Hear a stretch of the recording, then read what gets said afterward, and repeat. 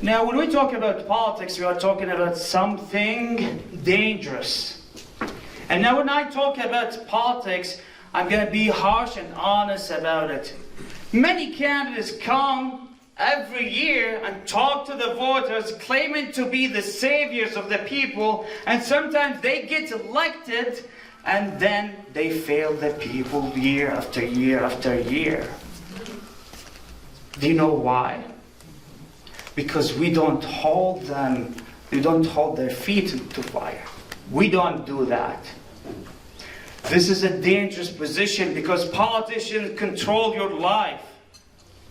They control your relationships. Now, you know, when we talk about family values, relationship, marriage, politicians is legislating in these things. They're talking about your ethics, morality. It is a dangerous position. But yet, we don't care much about it. We don't. An example of that, 2020, when the government decided to attack the people, when they decided to impoverish the people, when they decided to treat you as a subject, when they decided to let the people skip their medical treatments, and many of them died because of it, when they decided to fund tyranny, when they decided to fund propaganda and government spying, how many politicians stood up for us? The Republicans. No. Yes. Don't say Republicans. Don't do that in 2020 when they passed the CARES Act, which funded the tyranny in Congress. Out of 535 people, only one congressman said no. Thomas Massey, only one. The same thing happened in Oregon here. If I ask you, in March, when Kate Brown, our dictator, said, we're going to impose this tyranny on you, how many legislators stood up and said no in March, in April, in May? Yeah, I'll be honest, no one stood up at that time. No one was willing to risk their career. No one. On record. Yes, on March 28th, he was running for a third party, for the US Senate, for a third party. He was not a Republican, conservative, but not a Republican. On March 28th, the 8th day of the lockdown, March 26, 2020, the 8th day of the lockdown, I stood up, I published my article. I called COVID-19 a pretext for authoritarianism at that time that no one was willing to stand up for us. Knowing the heat, knowing what's going to happen, I called the police twice because of this. So let you know. So I've done that. When you talk about federal government, we are talking about the complex issues.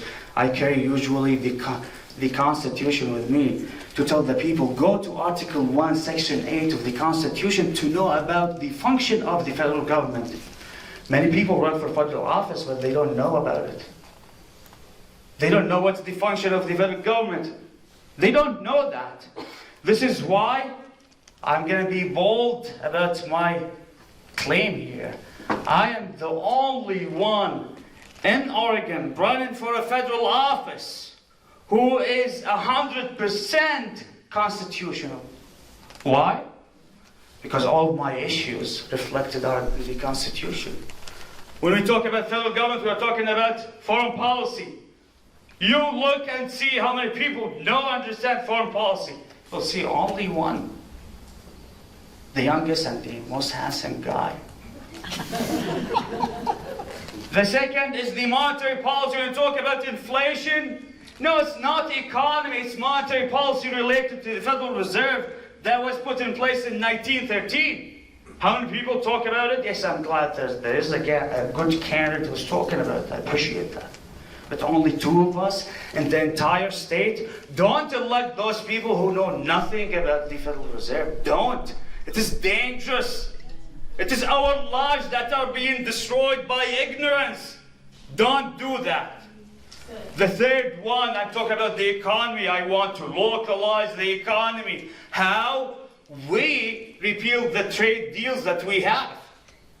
NAFTA, It was not revealed, still there. They called the USMCA. 50% of our products, because of that deal, are being shipped from overseas. They weakened our economy. We do the opposite. We localize it by revealing these trade deals. Now, when we talk about the biggest threat to our country, it is the technocratic war on all of us, under the guise of climate, under the guise of the climate change and the biosecurity state, under the guise of racism and under the guise of equity. These are the fronts of the technocratic future. I would like to thank that lady who asked about the Bill Gates buying farms. I know the question was not answered. Yes, he's one of those technocrats who are trying to implement these systems of slavery. I don't think I have much time, but the US Senate race is really tough. Well, I can win it. I boldly can say that I'm the only one who can win it. Why? I'm young, I'm a philosopher, and I have a mixed races. 400,000 vote gap between Republican and Democrat. How are you gonna close it? You can close it by tapping into these demographics, the youth, the minorities, and the academia. I'm the only one who has all of these things, beside having strong issues. Thank you so much for being here.